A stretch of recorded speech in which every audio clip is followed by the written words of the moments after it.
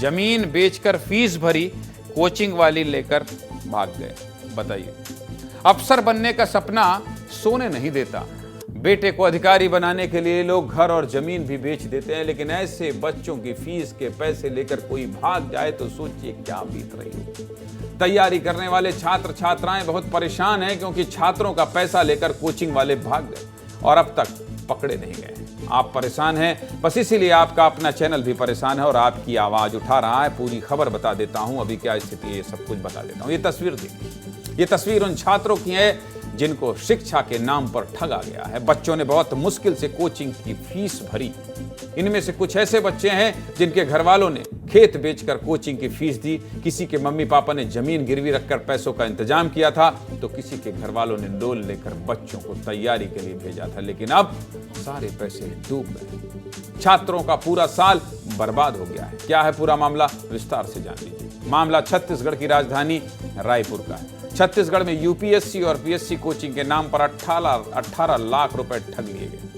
जिस कोचिंग पर यह आरोप लगा है उस कोचिंग का नाम कौटिल एकेडमी है। यह कोचिंग रायपुर के जी रोड पर अनुपम गार्डन के सामने चलती थी। इस कौटिल एकेडमी के डायरेक्टर पवन टाडेश्वर और उनकी पत्नी रूबी मजूमदार पर ठगी का आरोप लगाया गया है। एग्जाम की तैयारी करवाने के नाम पर इन दोनों ने छात्रों से करीब 18 लाख रुपए लिए और जल्दी फीस जमा करने के लिए बच्चों पर दबाव भी बनाया, धमकी भी दी, फिर पैसे लेकर फरार हो गए। इसके साथ ही सैलरी के नाम पर जो चेक फैकल्टी को दिया गया था वो चेक भी बाउंस हो गया है। आगे बताऊंगा, लेकिन पहले आपको रिपोर्ट देखना पड़ेगा, ग्राउंड पर जाना पड़ेगा कि आखिर ऐसी घटना क्यों घटी। देखिए रिपोर्ट।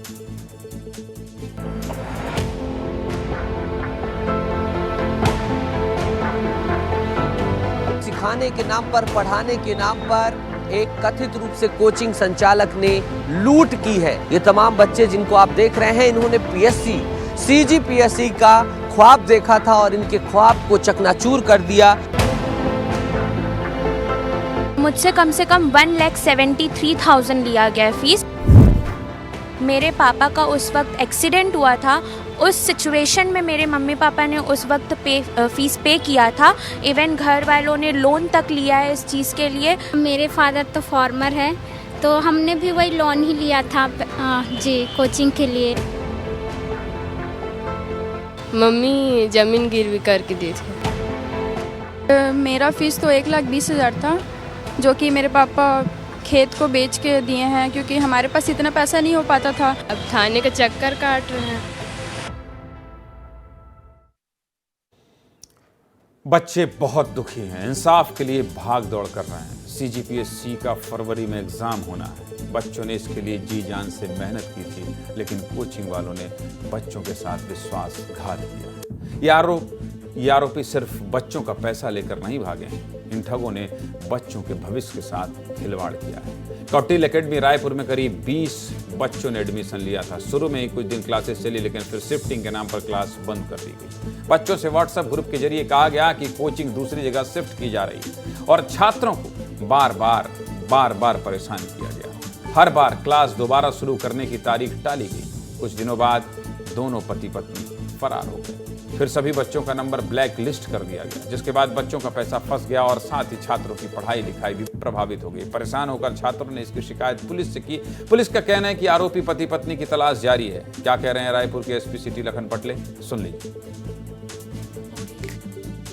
पवन टाडेश्वर और रूबी मजूमदार, ये दोनों के द्वारा कौटिल एकेडमी नाम से एक कोचिंग संस्था खोली गई थी, जो पीएससी यूपीएससी की तैयारी करा रही थी। इसमें 1 दर्जन से अधिक बच्चे पढ़ रहे थे। उन्होंने 1 लाख, किसी ने 1.5 लाख रुपए फीस उसमें दिया था। उसने जो शिफ्ट करने के नाम पर, कोचिंग को हम शिफ्ट कर रहे हैं, कुछ दिन बंद रहेगा कोचिंग करके, वहाँ से फरार हो गए। ना तो पैसे वापस किया, ना ही आगे की पढ़ाई उन्होंने बच्चों की पूरी कराई। इसमें धोखाधड़ी से रिलेटेड मुकदमा दर्ज कर लिया गया है। आरोपियों को पता तलाश की जा रही है।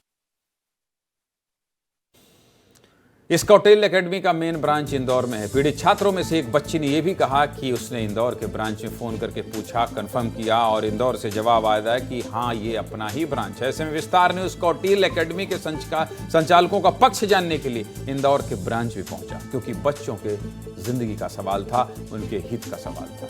लेकिन वहां किसी ने भी इस पूरे मामले को लेकर जवाब नहीं दिया। देख लीजिए, पुनीत विजयवर्गीय वहां भी पहुंचे सवाल पूछने।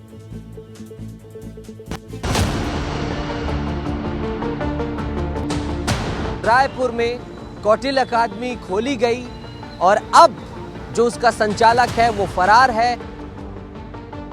यहाँ पर बाकायदा पूरी कोचिंग बनाई थी संचालक ने, अंदर के हिस्से में है, सारा कुछ यहाँ से हटा दिया गया है। यहीं पास जो है क्लास के संचालन की बात कही गई है। कॉल तो इंदौर वालों को ही की थी मैं, लेकिन उन्होंने बताया कि रायपुर में भी हमारा एकेडमी है, तो फिर मैंने यहाँ अच्छा, इंदौर कौटिल्य एकेडमी ने कंफर्म किया था कि मैं नवंबर में मैं बोली कि मेरे को रिफंड चाहिए, मेरे को आपके यहाँ नहीं पढ़ना है, तो उन्होंने मुझे धमकी दिया। हम कौटिल्य एकेडमी के मैन हेड ऑफिस पहुंचे जो कि इंदौर में स्थित है। बड़ी बात यह है, हैरानी की बात यह है कि यहाँ पर जवाब देने वाला कोई भी व्यक्ति नहीं है। जो डायरेक्टर हैं अशेंद्र मिश्रा, वह अपने केबिन में मौजूद नहीं है।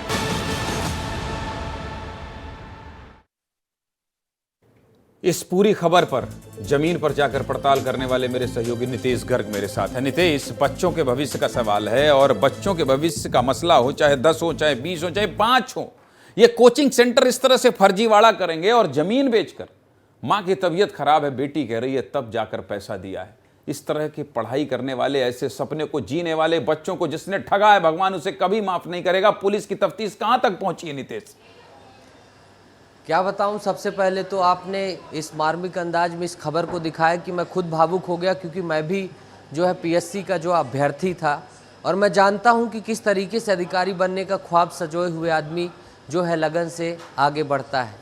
और जब ये पूरा प्रकरण आया है, इस मसले में भी जब मैं उन अभ्यर्थियों से बात कर रहा था तो उनका दर्द महसूस कर रहा था। कोई ज़मीन बेचकर, किसी ने, उनके पिता बीमार है लेकिन पिता को धौंस दिखाई गई, फ़ोन किया गया, धमकी दी गई कि पैसे नहीं देंगे तो कल से बच्ची को कोचिंग में नहीं आने देंगे। इस तरीके से जो है ठगा गया है। जो आपने पूछा कि कार्रवाई की प्रगति क्या है, कार्रवाई की प्रगति ये है कि अभी इनके फ़ोन को ट्रेस किया जा रहा है। जैसे ही एफआईआर होने की जानकारी सामने वाली पार्टी को लगी है, तब से उन दोनों दंपतियों ने, बंटी बबली ने फ़ोन बंद कर लिए हैं, लेकिन पुलिस प्रयास कर रही है और अब देखना होगा कि उनका प्रयास कब तक सार्थक होता है। लेकिन उनके प्रयास की सार्थकता की गति बहुत तेज होनी चाहिए, क्योंकि बहुत 16 साल के बच्चे, उन्हें बरगलाया गया, फ़ोन किया गया कि आप आ जाइए, तैयारी करिए, आपका सपना बना देंगे, डिप्टी कलेक्टर बनेंगे। और जब आप ये खबर पढ़ रहे थे उसके थोड़ी ही देर पहले पीएससी का नोटिफिकेशन आया है। 9 फरवरी को पेपर है, 1 तारीख से लेकर 30 तारीख तक फॉर्म भरे जाने। इनमें से कई अभ्यर्थी ऐसे हैं जो सामने आने से डर रहे थे और उन्होंने भी, कुछ अभ्यर्थियों ने कहा कि हमें ये अटेम्प्ट देना, इसलिए हम इस खबर का पीछा करिए नितेश। जब तक ये पति पत्नी, जैसा कि नाम आपने दिया, बंटी बबली, ना पकड़े जाएं, इस खबर का पीछा करिए। बच्चों के भविष्य का सवाल है और ये विस्तार न्यूज़ है, आपका अपना चैनल। हम यूं ही नहीं कहते, हमारी ये नैतिक जिम्मेदारी है कि इन बच्चों को न्याय मिलना चाहिए। बहुत बहुत धन्यवाद।